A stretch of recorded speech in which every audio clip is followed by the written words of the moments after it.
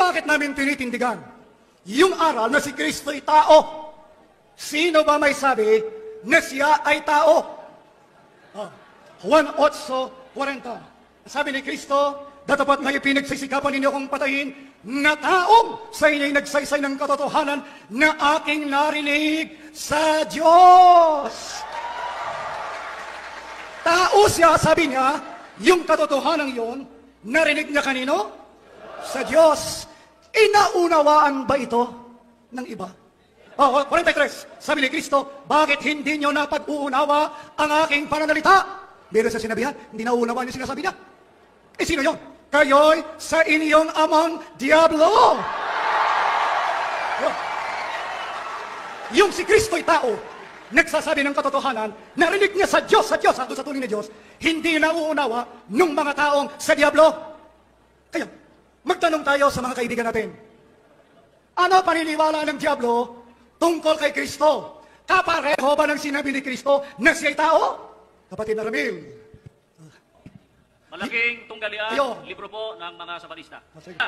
Ang mga demonyo, Pakiulit. ang mga demonyo ay nangagpapahayag ng kanilang pagkilala Sa ano? sa pagka-Diyos ni Kristo.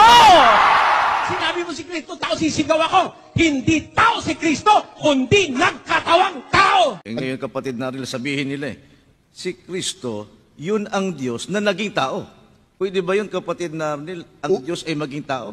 Una, yung sinabing yon, wala sa Biblia. Ikalawa, pumapayag ba ang Diyos, siya mismo, na siya'y Diyos na, tao pa? Ang binasa ko po sa inyo kanina, 28:2 ng Ezekiel. Ngayon po, Oseas 11:9 po. Pakinggan po ninyo. Hindi ko isasagawa ang kabangisan ng aking galit, hindi ako babalik upang ipahamak ang Ephraim, sapagkat ako'y Diyos at hindi tao. Ang tunay bang Diyos pumapayag na siya po'y Diyos na, tao pa? Ba hindi? Ano sabi niya? Ako'y Diyos, hindi tao. Nung basahin ko tumisang, kapatid na Joel, may nagsabi, wala naman siya sinabi diyan na hindi siya payag. Ang tanong, yung bang sabi niyang, ako'y Diyos, hindi tao, payag ba siya? Yung bang hindi payag? Sagot kayo. Hindi. Hindi.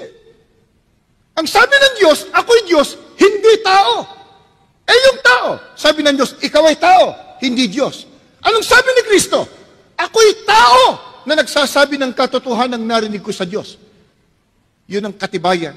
Isa sa mga katibayan na hindi po si Kristo. Kapag ba naniniwala ang isang tao na si Kristo ay Diyos, sa demonyo ba siya o sa Diyos? Sagot! Sabi ni Kristo, ako'y tao. Yan ang katotohanan, narinig ko kanino? Sa Diyos. Bakit hindi nyo nauunawa yan? Kayo'y sa inyong amang... Quiet all, please. Quiet. Quiet. Pwede ba? Alagay ko, Brother Thompson, mag-iba ka na lang ng tanong, baka makabawi ka pa. Okay. Sayang, sinasayang mo yung time mo. Kadyo, so walang binabanggit yan sa talatang yan na ang mga, tama ba, na walang binabanggit sa talatang yan Na ano? na ang mga tinawag na kayo'y sa inyong amang Diablo, na naniniwala sila na si Kristo ay Diyos. Walang binanggit. Tama ba o mali? Ayon sa referensya ninyo, ang mga demonyo nagpapahayag ng kanilang pagkakilala sa pagka-Diyos ni Kristo. Ito po ang tanong. Ang tanong ko po, Quiet. nasa Juan 8:44, sinabi po ba ng talata na yung mga naniniwalang si Kristo ay Diyos, talatang 8:44 ha, ay sa demonyo? Ulit ang sagot. 8:40, sabi ni Kristo, ako'y tao, nagsasaysay ng katotohanan, narinig ko sa Diyos. Okay. Yung Diyos, yun na nagsabi ng Mr. Ventilasyon, katotohanan. okay na po. Time's up. Follow for more videos.